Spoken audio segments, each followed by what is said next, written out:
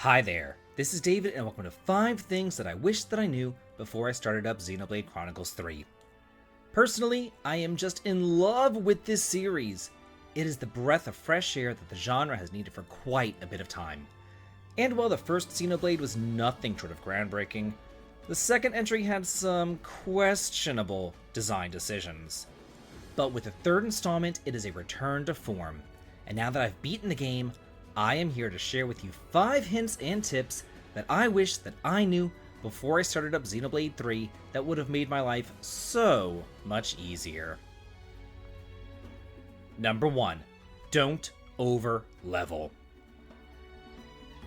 Leveling up and experience management is very important.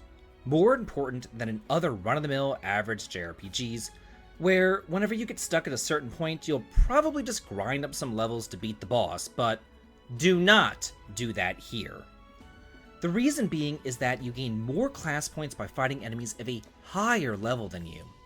So if you run around the map overpowered, then you're not going to be leveling up your classes at all. And at the end of the day, class levels are really what actually matters. And for this reason, I would also say to not really use the bonus experience in the camps either, unless you're really towards the end of the game and you need to overcome those last few hurdles or conquer some of those super bosses out there. Number 2. Focus on the rare monsters. In the same vein as the previous tip, you're not going to want to fight every single little trash mob that comes your way, but you are going to have to gain some levels eventually, so you might as well kill 2 birds with 1 stone by fighting only the rarer monsters. Yeah, there's those sparkly lucky ones that give you more drops, but you really want to be on the lookout for the blue marked elite ones that give double their rewards, and especially the red unique monsters.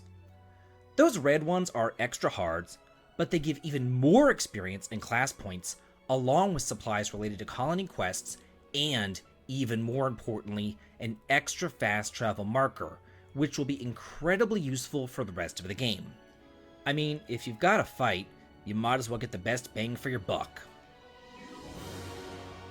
Number 3. Always pick the no-pawn coins.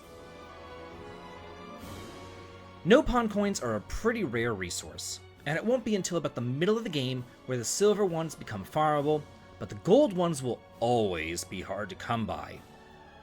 Piggybacking off of the previous tip, those harder uniques will also provide you with those rare golden coins too.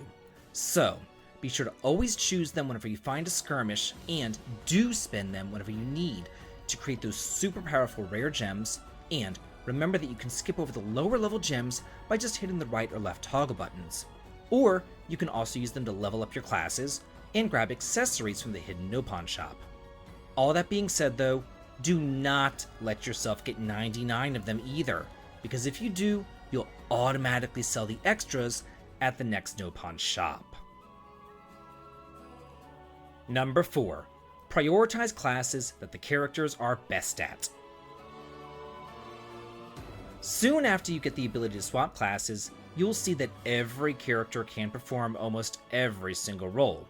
And initially, character classes do max out at level 10. So once a character hits that cap, they won't continue earning extra class points. So just be cognizant of that so that they're always growing and change them up in the menu. Then, here's some food for thought.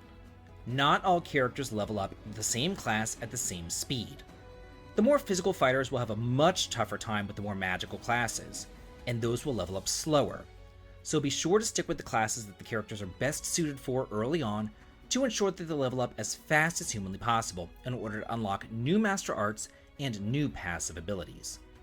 Remember too, that you get more CP whenever you fight higher level mobs, so either seek out the strong guys, or like I said earlier, just keep your own level on the lower end of the spectrum.